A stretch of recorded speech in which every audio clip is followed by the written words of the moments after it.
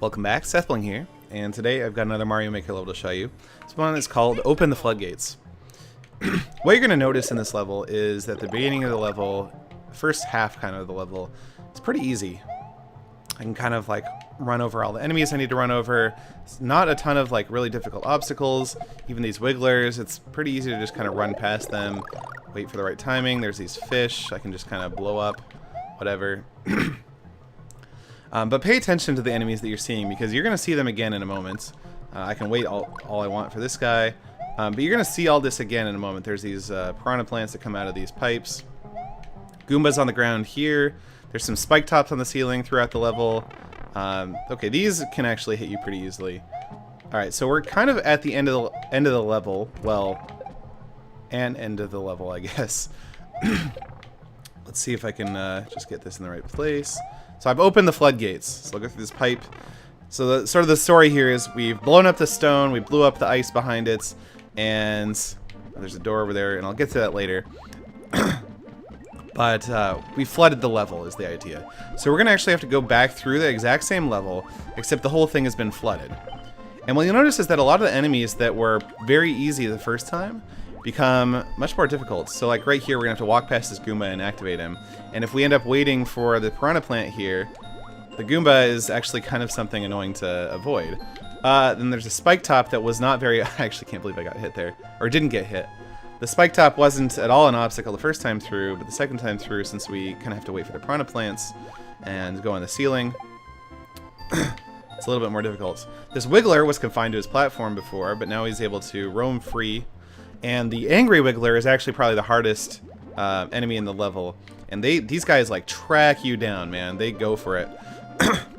So I'm going to try and get past him. This Fire Flower that was very easy to grab before is actually very difficult to grab now because of the Wiggler.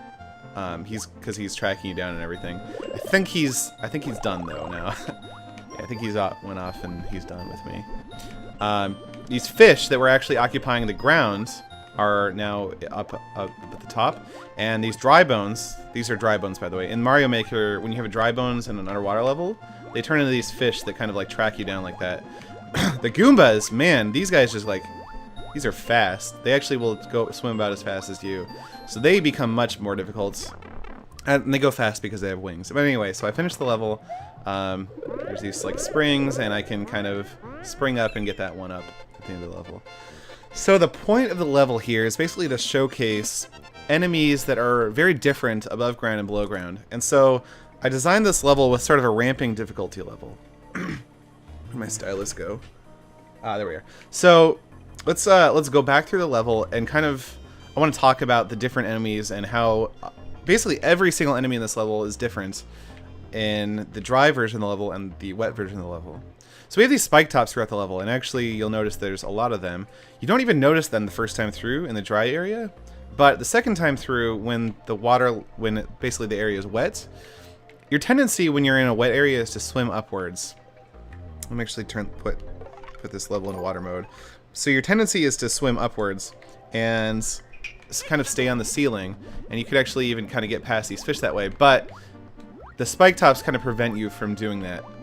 Even though you don't notice them at all the first time through, second time through with the water, they actually become an obstacle.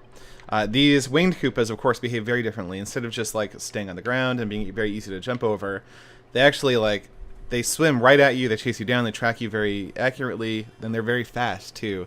So these are kind of like the easiest obstacle in the dry version of the level and one of the hardest in the wet version of the level.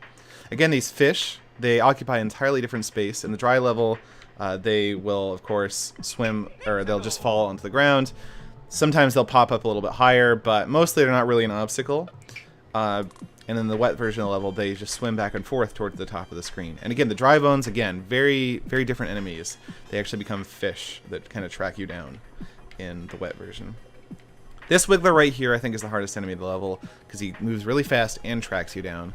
And then this other Wiggler. It's kind of interesting how the first time through the level, it's very easy to just kind of, oh, doop-doo, I'm running past. Okay, there's a Fire Flower here. Nothing's going for me while I'm trying to get this Fire Flower, and I can just run right past everything here. But in the wet version of the level, of course, it's way different with these Wigglers that kind of track you down. Now, these guys aren't very different between the two versions of the level. The only major difference is that when you're in a water area, it's both the piranha plants and the player move a lot slower. And also you have these Goombas that are kind of trying to track you down while you're waiting for the piranha to retract. And so since you move a bit slower, it's just a bit more difficult to maneuver around these guys. That's the only major difference. But yeah, since they occupy like space above the grounds, they're good enemies to include in both the dry and wet versions of the level. Okay, so we have this King Thwomp Slayer, and I'll show you the other door in a moment. These obstacles here, the homing bullet bills, or whatever you want to call them, they are not actually more difficult in the dry or wet versions of the level, I don't think. But that's sort of okay, because since we're right at the border between the two versions of the level, it makes sense, because the difficulty should match roughly between the dry, basically between the two halves of the level. And these bombs, again, mostly here for flavor, to kind of blow up the dam and let the floodgates, you know, do their thing.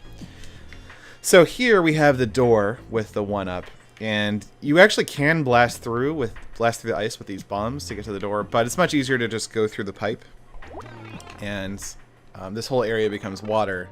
And one thing I want you to notice is that before you go in the pipe, you can't actually see the door, but for a fraction of a second, you can see that door as you go through the pipe.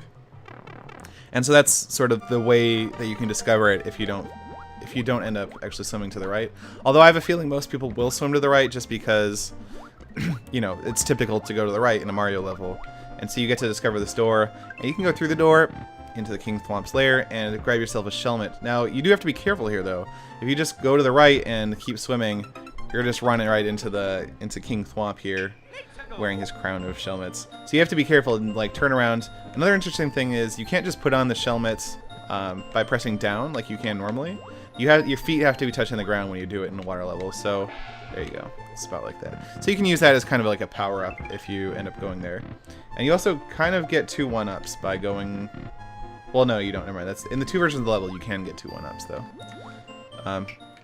Yeah, and I've pretty much talked about all the differences between the enemies as you're going. The other difference is you're going from right to left rather than left to right. That doesn't have like a huge impact in this level in particular, except that some of the bottlenecks are a little bit different. Like the Goombas here, you start out with this big area, so if you want to come back and try and dodge them in this big area, you can do that. But yeah, and then you come back through this pipe. In the dry version of the level, you can't actually really go through the pipe, but you go through the pipe here and hit the end of the level. For some reason, I put these wigglers and these note blocks. I'm not really sure why. But, and then you hit the end of the level. Oops. And, yeah. I mean, that's basically the design of the level. I just really wanted to explore how you could make a level feel very different by changing just the one thing. Just changing, is it a wet level or is it a dry level? And I think it was really fun to explore that. So if you want to try the level out for yourself, of course, the course ID is on screen. Otherwise, that's about it. Thanks for watching.